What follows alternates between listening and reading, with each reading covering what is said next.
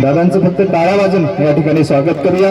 आपल्या तहसीलचे तहसीलदार सन्माननीय काकडे साहेब, मुकेश भाई चिन्हे आणि रवी भैया आणि व्यासपीठावरील सर्व मान्यवरांचं आपण या ठिकाणी करूया। भारत माता की वंदे वंदे।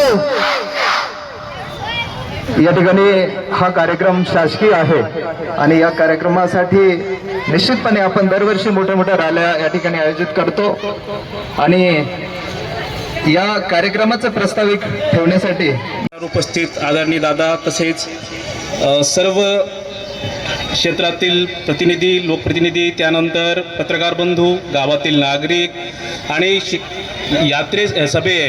पदयात्रेसाठी मोठ्या संख्येने उपस्थित सर्व विद्यार्थी मित्रांचे मी या पदयात्रेच्या कार्यक्रमात स्वागत करतो। आपल्या सर्वांनाच माहिती आहे की माननीय पंतप्रधान नरेंद्रजी मोदी साहेब यांनी सर्व भारतभर या प्रकारच्या पदयात्रा काढणे, त्यानंतर हा कार्यक्रम जो आहे तो 9 ऑगस्ट पासून तर 17 ऑगस्टपर्यंत चालणार आहे। यामध्ये वेगवेगळे कार्यक्रम आपण वेगवेगळ्या टप्प्यावर घेत असतो। रांगोळी स्पर्धा असेल, मॅरेथॉन स्पर्धा असेल, तिरंगा या पदयात्रा असेल, त्यानंतर 15 ऑगस्टचा शासकीय कार्यक्रम असेल, त्यानंतर वेगवेगळ्या वक्तृत्व स्पर्धा असतील, गाव फेरी असतील, या सर्व कार्यक्रम आपण या 7 दिवसात घेत असतो। त्यातील एक भाग म्हणून आज आपण भोकरदन शहरांमध्ये ही पदयात्रा काढलेली आहे। ह्या पदयात्रेला मोठ्या संख्येने नागरिक उपस्थित झाले, त्यानंतर शालेय विद्यार्थ्यांचा खूप मोठ्या प्रमाणात सहभाग यामध्ये आपल्याला शालेय डिपार्टमेंट तसेच वेगवेगळ्या डिपार्टमेंट, नगर परिषद असेल, त्यानंतर कृषी विभाग असेल, पंचायत समिती असेल, या सर्व विभागांनी ते मोठ्या प्रमाणात या कार्यक्रमात सहभाग घेतला आणि कार्यक्रम यशस्वी होण्यासाठी सर्व क्षेत्रातील नागरिकांनी, प्रशासनाने मोठ्या प्रमाणात सहकार्य केलं। त्याबद्दल मी सर्व प्रशासन नागरिक आणि सर्व सदस्य लोकांचे मी या कार्यक्रमाच्या वतीने आभार व्यक्त करतो। तसेच आदरणीय दादा या कार्यक्रमाला उपस्थित राहिले, त्यानंतर शहरातील प्रतिनिधी असतील आणि सर्व नागरिकांनी या कार्यक्रमाला मोठ्या उत्साहात सहभाग नोंदवला। या सर्वांचे मी या कार्यक्रमाच्या निमित्ताने आभार व्यक्त करतो आणि पुढील कार्यक्रम कंटिन्यू करण्याची सूचना करतो। धन्यवाद। भारत माता की। आता आवाज नाही करा, 2च मिनिटात संपवतो मी। आजच्या कार्यक्रमाचे संयोजक आपल्या तालुक्याचे तहसीलदार काकडे साहेब त्यांच्या केलेलं आहे। आपल्याला आत्ताच तहसीलदार साहेबांनी सांगितलं की 9 तारखेपासून 17 तारखेपर्यंत देशभर अशा प्रकारच्या यात्रेचं आयोजन करण्यात आलेलं आहे. याचं एकच कारण आहे की तिरंग्याप्रती आपली असलेली आस्था, आपली असलेली श्रद्धा, देशाची अखंडता, देशाची विविधता, या यात्रेचं आपण आयोजन केलं आहे. खरं तर 2022ला आपल्या देशाच्या स्वातंत्र्याला 75 वर्ष झालीत आणि या 75 वर्षाच्या निमित्तानं आपल्या देशामध्ये एक अमृत महोत्सव आपण साजरा करतोय. आत्ताच्या पिढीला माहीत नाही, तुम्ही तरुण आहेत सगळे, पण जुन्या काळामध्ये आपल्याला स्वातंत्र्य मिळवण्यासाठी आपल्या अगोदरच्या पूर्वजांनी काय काय कष्ट केले, काय काय संकट त्यांच्यावर आली, किती लोक जेलमध्ये गेले, किती लोकांनी संघर्ष केले, किती लोकांना बलिदान द्यावं लागलं, याची खऱ्या अर्थानं आजच्या प्रसंगी उजळणी व्हायला पाहिजे. परंतु आजचा जो प्रसंग आहे तो एवढा वेळेचा नाही आहे आणि म्हणून मी ते काही सांगणार नाही. परंतु एक गोष्ट घेतली पाहिजे की ज्या ज्या लोकांनी बलिदान त्या काळामध्ये दिलं त्यांचं स्मरण आपण आजच्या निमित्तानं केलं पाहिजे. महात्मा गांधी सारख्या महान नेत्यांनी संघर्ष करून आपल्या देशाला स्वातंत्र्य दिलं. 150 वर्ष आपला देश पारतंत्र्यात होता. आपण अशा प्रकारच्या रॅल्या काढू शकत नव्हतो, अशा प्रकारचे जाऊन घोषणा देऊ शकत नव्हतो आणि अशा प्रकारचा तिरंगा झेंडा आपल्या हातात राहत नव्हता. ब्रिटिशांचा झेंडा हातात घेऊन आपल्या लोकांना रस्त्यानं जावं लागत होतं. त्यांच्यामध्ये आणि आपल्यामध्ये फरक काय आहे आता तुमच्या नवीन पिढीला कळणार नाही. त्या पिढीतले आता जे काही पूर्वज आपले तेही आता फारसे शिल्लक राहिलेले नाही आणि जुन्या काळामध्ये ज्या घटना घडल्या या जगात किंवा या देशात त्याचा इतिहास हा नवीन तुमच्यासारख्या तरुण पिढीच्या पुढे आला पाहिजे. खरं तर आपल्याला माहिती आहे की 15 ऑगस्ट 1947ला आपला देश स्वातंत्र्य झाला आणि 15 ऑगस्ट 2047 साली आपल्या देशाला स्वातंत्र्याला 100 वर्ष होऊ राहिलेत. या 100 वर्षाच्या ज्या घडामोडी आहेत या घडामोडी तुमच्यासारख्या तरुण कार्यकर्त्यांनी वाचल्या पाहिजे. आम्ही वाचल्या, आम्ही तुम्हाला सांगतो, तुम्ही वाचल्या पाहिजे आणि तुमच्या पुढच्या पिढीला सांगितलं पाहिजे.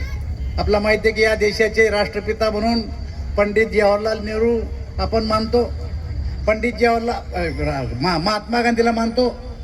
महात्मा गांधीसारखा थोर पुरुष, त्यांनी दक्षिण आफ्रिकेमध्ये 22-23 वर्ष वकिली केली आणि त्यानंतर परत आल्याच्या नंतर त्यांना काही त्या ठिकाणचे अनुभव आले. कारण आपल्याकडे ब्रिटिश होते, दक्षिण आफ्रिकेमध्ये सुद्धा ब्रिटिश होते आणि दक्षिण आफ्रिकेमध्ये एवढे वर्ष नोकरी केल्याच्या नंतर त्या ठिकाणची परिस्थिती त्यांच्या लक्षात आली आणि त्यांच्या लक्षात आलं की जर दक्षिण आफ्रिकेत ब्रिटिश आहे त्यांच्यावर असे अन्याय होतात तर आपल्याही भागामध्ये आपल्या देशामध्ये ब्रिटिश आहे, आपल्याही लोकांना असा अन्याय सहन करावा लागत असेल. मी स्वतः दक्षिण आफ्रिकेला जाऊन आलो, ज्या ठिकाणी 22 वर्ष महात्मा गांधी राहिले ते ठिकाण मी पाहून आलो. मी त्या ठिकाणी विचारलं की महात्मा गांधी एवढे वर्ष जरी इथं राहत होते तर महात्मा गांधी कोणत्या घरात राहतोय मला पाहायचं. त्यांनी सांगितलं त्यांनी इथे एक आश्रम स्थापन केला होता, त्या आश्रमात राहत होते. मी आश्रम बघायला गेलो तर जवळपास 25 किलोमीटर दूर तो आश्रम. मी तिथल्या लोकांना विचारलं की 25 किलोमीटर दूर हा आश्रम का, हे गावाच्या जवळ किंवा गावात का राहत नव्हते. तर त्या लोकांनी सांगितलं की इथं काळ्या गोऱ्याचा वाद आहे. आपल्या देशातल्या साधारणतः लोकांचा रंग हा काळा आहे, सावळा आहे आणि त्या लोकांचा रंग ब्रिटिशांचा हा गोरा होता.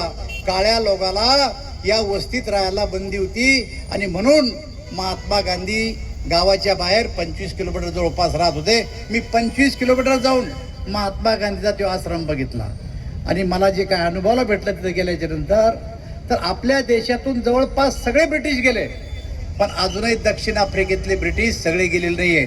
शनिवार आणि रविवार ज्या ठिकाणी त्यांची वसाहत आहे त्या ठिकाणी तुमच्यासारख्या म्हणजे त्यांचाही वर्ण आपल्यासारखा किंवा आपल्यापेक्षा काळा आहे. शनिवारी रविवारी त्यांची कुटुंब बाहेर पडतात आणि त्याच्यामुळं आपल्यासारख्याला किंवा त्यांच्या देशातल्या मूळ देशातल्या लोकांना शनिवारी रविवारी त्या कॉलनीत फिरायला बंदी आहे. आता याचा विचार करा की एक वर्ग आपल्याला आमच्याकडे येऊ नका, आमचं कुटुंब बाहेर पडलं, तुमचे तोंड पाहायची आम्हाला इच्छा नाही, असं जर आपल्याला कोणी हिनवत असेल तर त्याचा परिणाम काय होत असेल. आणि मग महात्मा गांधी लक्षात आलं की आता आपण आपल्या देशात चळवळ सुरू केली पाहिजे. महात्मा गांधी रेल्वेने निघाले, तर रेल्वेमध्ये तुमचा रंग काळा आहे म्हणून तुम्ही आमच्या संग बसू नका. रेल्वेच्या डब्यातून सुद्धा महात्मा गांधीला उतरून देण्यात आलं. हे आपल्या लोकांचे त्या पारतंत्र्यामध्ये हाल होते. त्यांनी आपलं काहीच करू दिलं नाही. ब्रिटिशांची पहिली राजधानी आपल्या देशाची दिल्ली नव्हती, आपली राजधानी कलकत्ता होती. कारण समुद्राचा काठ त्यांना लागत होता. इकडचा कच्चा माल न्यायचा, त्यांच्या देशात न्यायचा, तिकडं पक्का बनवायचा आणि मग आपल्याकडे आणून विकायचा. आपला माहीत असेल की आपण कापूस पिकवतो, असा कापूस पिकवतो आपण. हा कापूस आपल्या देशात पिकवायचा.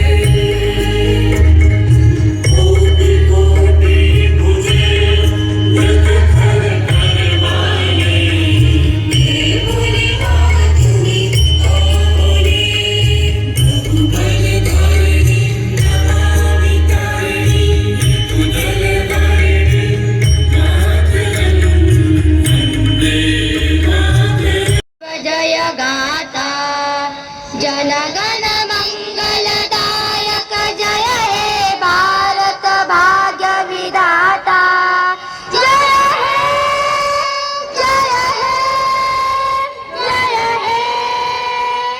जय हे जय जय जय जय हे. भारत माता की, भारत माता की, वंदे वंदे. सगळ्यांचे मना